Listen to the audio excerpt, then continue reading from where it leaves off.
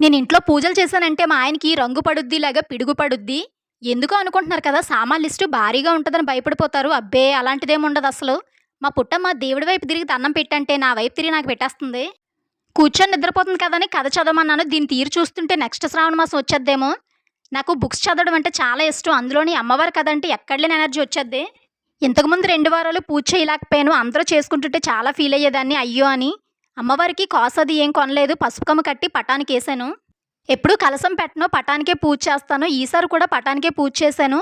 పూజ పూర్తయింది కదా! దండం పెట్టుకో అంటే పక్క నుంచి స్వీట్ తీసుకొని అమ్మడు కుమ్ముడే ఇంకా. మా ఆయనకి చాలా ఇష్టమైన ఘట్టం అనమాట. దీనికోసమే సంవత్సరం నుంచి వెయిట్ చేస్తారు. ఎందుకంటే సంవత్సరానికి ఒకసారే కదా వీళ్ళ దగ్గర ఉంగేది. అమ్మవారి కరుణ కటాక్షంతో నా ఈ చిన్న పూజ పుష్కలంగా పూర్తయింది.